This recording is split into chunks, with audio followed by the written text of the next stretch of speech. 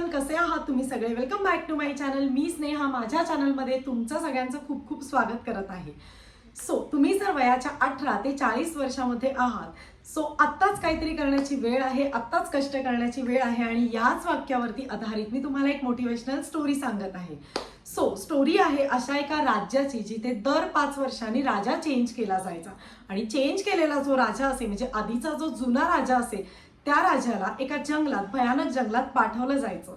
हत्तीवरून, नवीन वस्त्र परिधान करून हत्तीवरून त्याला एका बोटीत बसवून त्या जंगलामध्ये पाठवलं जायचं. जंगल इतकं भयानक होतं की तिकडे खाण्यापिण्याची काहीही सोय नव्हती. प्लस तिकडे खूप मोठे मोठे असे प्राणी होते, जे प्राणी त्या माणसांना, त्या राजाला देखील खाऊन टाकायचे.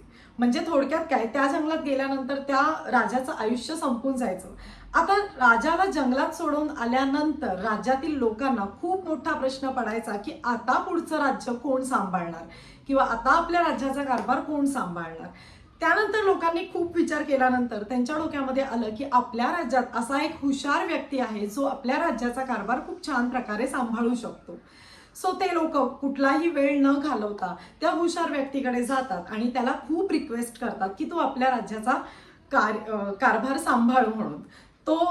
हे सगळं सांगताना लोक त्या हुशार व्यक्तीला हे देखील सांगतात की 5 वर्ष झाल्यानंतर तुला आम्ही प्रत्येक राजाला एका जंगलात पाठवतो. त्या जंगलात खाण्याची वगैरे अजिबात सोय नाहीये. प्लस तिथे खूप मोठे मोठे प्राणी आहेत आणि ते प्राणी त्या राजाला खाऊन सुद्धा टाकतात. याआधी असं घडलेलं आहे आणि या आधीचा आमचा हा रूल आहे. तो हुशार व्यक्ती विचार करून सांगतो की नाही, मला हे नाही जमणार. तो स्पष्टपणे नकार देतो, कारण कोणीही आपला जीव घालवण्यासाठी कोणीच तयार होणार नाही. मग ते राजा बनायला लागलं तरी चालेल. त्या प्रकारे तो सुद्धा हुशार व्यक्ती सरळ नकार स्पष्टपणे देऊन टाकतो. मग लोक विचार करतात की आता काय करायचं. राज्यातली सगळी लोक पुन्हा त्या व्यक्तीला खूप रिक्वेस्ट करतात आणि सांगतात की तू खूप हुशार आहेस आणि तू आपलं राज्य खूप छान प्रकारे सांभाळू शकतोस. आम्हाला सगळ्यांना अशी इच्छा आहे, तूच आपलं राज्य किंवा तूच हे राज्य सांभाळावं. थोडा वेळ तो व्यक्ती विचार करतो आणि तो हुशार व्यक्ती विचार करतो आणि मग त्या लोकांना सांगतो की ठीक आहे, मी तुमच्या राज्याचा कारभार चालवायला तयार आहे, मी तुमचा राजा बनायला तयार आहे. मग अशा प्रकारे वेळ जातो, थोडेसे दिवस जातात आणि त्याच्यानंतर त्या हुशार व्यक्तीला राज्य चालवायला देतात आणि कालांतराने राज्याला राजा सुद्धा मिळतो. आता 3 दिवस झाल्यानंतर, राजा झाल्यानंतर, तो हुशार व्यक्ती राजा झाल्यानंतर 3 दिवस झाल्यानंतर तो हुशार व्यक्ती त्या लोकांना सांगतो की तुम्ही माझं राज्य संपल्यानंतर किंवा तुम्ही माझे 5 वर्ष संपल्यानंतर मला कुठल्या ज्या जंगलामध्ये पाठवणार आहात ते ठिकाण मला आता बघायचंय. सगळी लोक राजाला त्या ठिकाणी घेऊन जातात. राजा ते ठिकाण बघतो आणि विचार करायला सुरुवात करतो. बघता क्षणी राजा स्वतःच्या भविष्याची प्लॅनिंग करायला सुरुवात करतो. तिथे गेल्यानंतर राजा बघतो की कसं आहे जंगल, काय आहे, मग इथे मला 5 वर्षांनी यायचं आहे, मग मी इथे कसं सर्व्हाइव्ह करू शकतो, हा सगळा विचार राजाच्या डोक्यात यायला सुरुवात होते. कालांतराने 1 वर्ष जातं आणि 1 वर्षात राजा त्या जंगलामध्ये जाऊन किंवा त्या जंगलामध्ये स्वतःचे सेवेकरी पाठवून, लोक पाठवून तिकडचं सगळे जी अनवॉन्टेड झाडं आहेत, म्हणजे जी झाडं नको आहेत, ज्याच्यामुळे जंगल खूप घनदाट दिसतंय, ती सगळी झाडं काढून टाकतो. त्याचबरोबर तिकडचे प्राणी जे आहेत त्या प्राण्यांची चांगल्या प्रकारे एका वेगळ्या ठिकाणी सोय करतो. अशा रीतीने असं ते जंगल असं राहणार नाही अशी सोय राजा तिकडे करून टाकतो. दुसरं वर्ष सुरू होतं. दुसऱ्याच वर्षात राजा तिथे ॲग्रिकल्चरचं प्लॅनिंग सुरू करतो, वेगवेगळ्या सुविधा करायला सुरुवात करतो. 3रं वर्ष जसं येतं तर 3ऱ्या वर्षात राजा तिकडे रस्ते बांधतो, लोकांना राहण्यासाठी घरं बांधतो आणि त्याचं असं काही त्या जागेचं रूप करून टाकतो त्या जंगलाचं की तिथे ते घनदाट जंगल असं नाहीसं व्हायला लागतं. 4थ्या वर्षी राजा तिकडे पाण्याची सोय करतो, बाकीच्या सगळ्या सोयी करतो आणि वेळ येतो ते 5वं वर्ष राजाला राज्य सोडण्याची. 5व्या वर्षामध्ये राजा तिथे अशी सोय करतो की स्वतःला राहण्याची सोय करतो. खूप छान प्रकारे लोक तिथे राहतील, बिल्डिंग्स उभ्या राहतील, रस्ते होतील, सगळी वाहनांची सोय होईल, अशा प्रकारे एक सिटी बनवून टाकतो राजा त्या जंगलाला. आणि त्याच्यानंतर 5वं वर्ष आल्यानंतर राजाचा कालावधी समाप्त व्हायला लागतो आणि राजा एक्साइटेड असतो त्या जंगलामध्ये जाण्यासाठी. अशा प्रकारे लोक राजाला हत्तीवर बसवतात, नवीन वस्त्र परिधान करतात आणि ज्या वेळेला बोटीमध्ये जाण्याची वेळ येते त्यावेळेला लोक राजाला विचारतात की आम्ही ज्या वेळेला प्रत्येक राजाला गुड बाय करतो इकडनं जाण्यासाठी, तेव्हा प्रत्येक राजा हा रडत असतो, पण तू मात्र अजिबात रडत नाहीये, तू का हसतोयस, काय रिझन आहे.